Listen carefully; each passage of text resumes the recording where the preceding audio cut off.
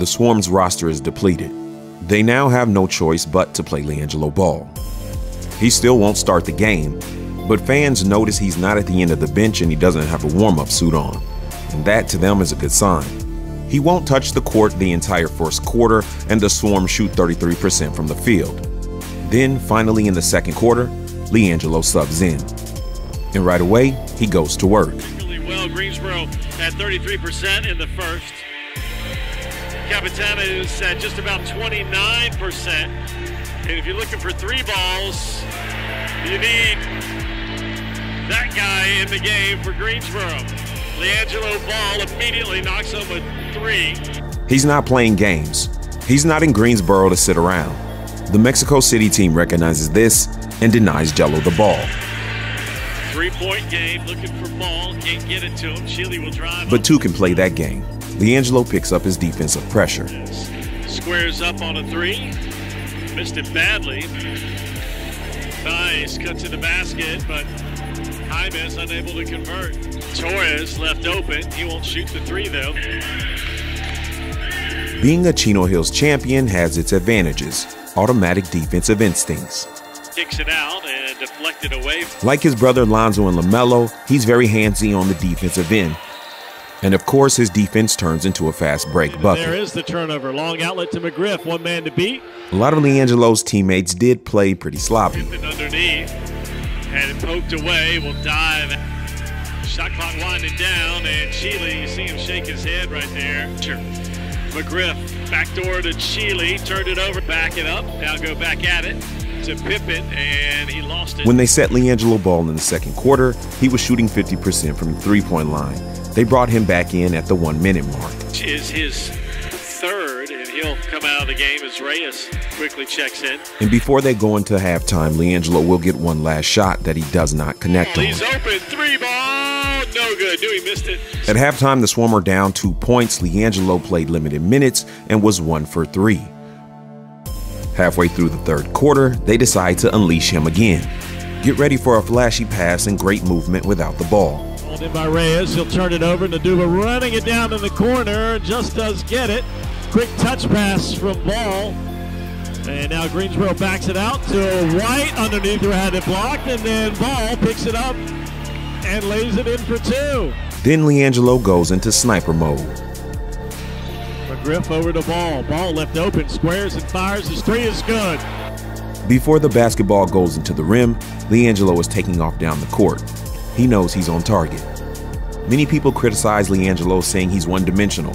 He can only shoot threes, and he'd never be able to finish in traffic with bigger guys around him. Games between these two clubs will play again tomorrow night, 7 o'clock here in the Fieldhouse. Ball underneath, muscles it in for 2. My detector test determined that was a lie. Using speed, footwork, and strength, Liangelo makes quick work of them. This is what LeVar calls that gorilla. And even though Liangelo scored 14 points in 15 minutes, there were a lot of opportunities missed by his teammates to find him while he was open.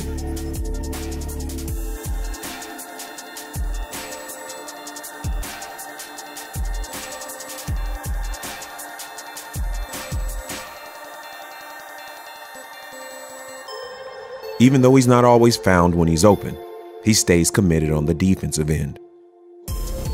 The third quarter is where Liangelo played most of his minutes, and during this quarter they extended the lead.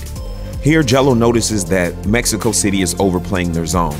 High IQ play makes the defender choose, and he's right there for an easy bucket. Man, great find. And Jello almost got a last-second shot in the third quarter, but the ball was turned over. Can the Swarm add to the total? Ball to inbound it. Sheely's got it, and he turned it over. And that is how the half will end. Jello leaves them with a 20-point lead as he exits the third quarter. Swarm trailed by 2 at the break, but what a third quarter it was as they have turned it around and lead by 20.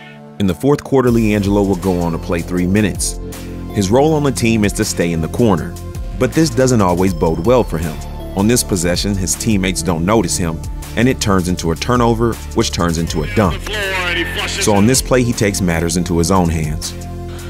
Crutchfield, baseline, and a cutting ball. With the limited time Liangelo got in the fourth quarter, he did everything he did in the third quarter. Defend, spread the floor, make shots, but it appeared that the team didn't stay with the hot hand.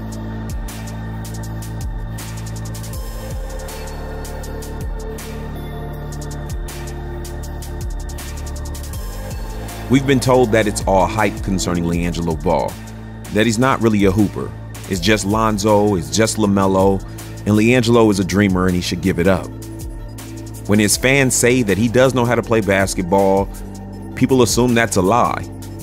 But the question is, are these numbers lying? Wait, are his brothers lying? Because Lonzo and LaMelo said that he's the best shooter. He came into this game shooting 50% from the three-point line, and he left shooting 50% from the three-point line. If Liangelo did have a bad game, could we blame him? He hasn't touched the hardwood in a while. He's been sitting at the back of the bench. But this is what he said after this game about staying ready. Yeah, that's the minutes and stuff is stuff that's out of my hands. So as far as my part, I just control what I can. So like when I come here, I'm always ready. So whenever they do call me, I'm not just like, I want to be ready to go from the jump. I don't want to have to get warmed up or something. So I just keep my mind ready to go. And I really expect them to call me. So when I come in, I'm ready. Even if it don't happen, I'm still ready. I'll be ready when they call. He's ready when you call, Swarm. What a luxury to have. The best shooter, sitting on the bench. Now, some people are surprised that Liangelo was getting buckets in the paint. So during the press conference, he got asked about him finding open spots on the court. I'd say just DNA. As far as growing up playing, I just always found spots to get my stuff off. Like, I'm not just going to stand there. I always try to help the team. So if I see, like, my man's in trouble, if I see he's in trouble, I'm going to cut to open up, give him another option. So that's just how I play the game. Like, if it's open, I'm going to take it. Liangelo was finding open spots on the floor, whether it was a cut or it was a three-point shot. When he's open, he's confident in his offensive ability. And LeVar told us, this is the son that gets buckets. After the Summer League, not making the Hornets roster, not even making the G League roster immediately, he could have been down on himself.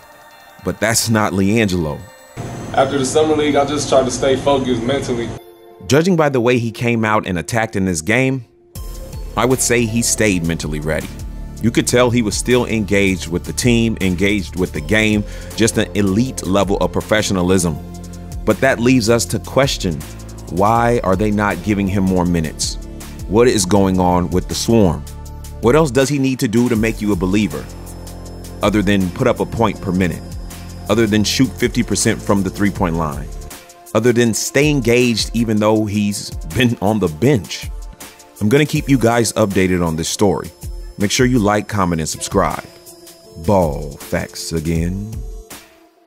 Peace.